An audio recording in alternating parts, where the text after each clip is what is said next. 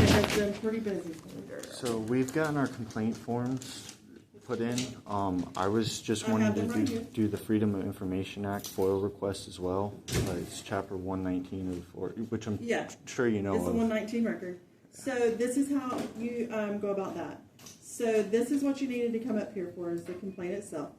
I have, her name's Nesla Ramos. This number right here is the main SOC number. Mm-hmm. You call that number, you ask to speak to her. She's in HR. All you have to do is give her the deputy's name. You have that, right? Mm-hmm. Yes. All that, and tell her you want the 119 records for that deputy. So you can call her first thing in the morning around 8:30. Okay. She gets in the office, and she'll be able to give you all of that. She's in our human resource legal So department. there's nowhere I can just drop a form, me filling out what I'm asking for, and it get forwarded to the records? No. Unfortunately, there's certain protocol that they do in records because it's legal, and they're dealing with the deputies. Because I've done a few of these in the past, and from my knowledge, like I've never done it from the sheriff's department, but I have done it for a police department, and I've done it for the city clerk court, Bartow. Mm-hmm. And technically, like even if like the DMV, since they're a government facility funded by so and so, if they're connected to the records, I can literally walk. Like let's say there's someone just filing papers.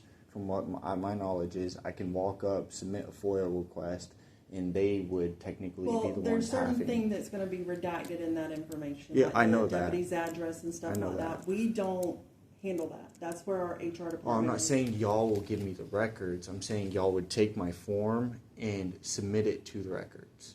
So no, y'all would the way we do is you call them. They will give you everything you need on that deputy. You don't have to have a form. It's public records. So y'all are basically saying y'all are open and y'all don't even, you're saying I don't even need to put a form in, basically, like submit a form. Okay. When you talk There's no roundabout that you just call her. Yeah, she's going to handle everything for you. She's over all the deputy files and all public record stuff that you need. Okay. Okay? Okay, so thank you. Let me make sure you got everything here.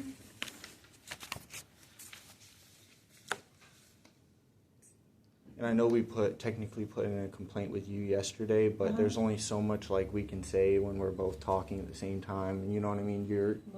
Emotions are high. Like I got to sit down and actually put my recollections down and talk to her daughter a little bit more, and it honestly is a little bit more aggravating than I was yesterday with the whole situation. Like him pulling on my door without a warrant. It's literally just like I said, the end of my thing is he saw a young girl in there and he's trying to proceed to get in the house knowing that she's in there alone. Like, what were you doing? Like, why? And like and all what he if wanted he to did do get was in there and then she says, oh, he touched me. Now you've lost your job. Now you're getting a lawsuit. Now you're, Right. Don't do that. I have him on video basically stating that the reason he tried to open my door and the reason he was being so aggressive is because he could see her through the window and he didn't know why someone wouldn't answer the door to a police officer. Mm-hmm. She doesn't have to answer the door to you. She doesn't have to answer any of your questions. You opening my door, anything, that is way beyond her scope, and I'm very big with like constitutional rights. Oh, absolutely. My amendment, opinion, that's a Fourth Amendment constitutional. If anything, needs more training.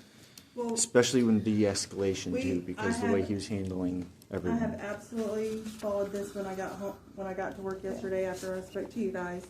I informed his lieutenant and his sergeant, which goes up to his chain of command. So just as soon as I go back to my office, this will be scanned and inter-officed over to his lieutenant and his chain of command. Sorry that our hands got wonky. No, you're good. I'm freezing for some reason.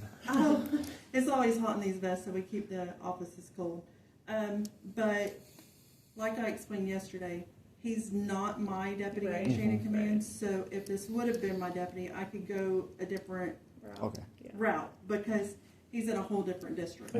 So we will definitely have this forwarded over, and the number and the name that I gave you, she's going to be your main contact, okay? So she'll be able to give you whatever you need.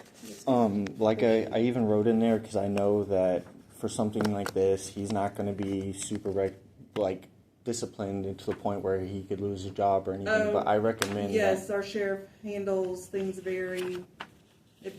True. I haven't, like I said, I haven't dealt with the sheriff's office directly very often. It's mainly the police department. But the thing that aggravates me about it is, like, at the end of the day, I don't like calling y'all public servants because I feel like it might be a little derogatory, but in my mind, you joined the field to protect the public and you do serve the public. Mm-hmm. And if you are protecting and serving the public, you should have a completely different demeanor than he did. I feel like you took it's your not very orders and often- went completely off rails it's with not it. very often an officer or anyone terrifies me, but he terrifies me. Okay. Well, he is trespassed from your property. Yeah, I know so that. you don't have to worry about that. I'm He will gonna not put be her going back out clipboard there. back in here. Okay. Appreciate you. If you guys need anything further out, let me know, and I'll assist any way I can. Okay. Thank you so much. Have a great You're day. amazing.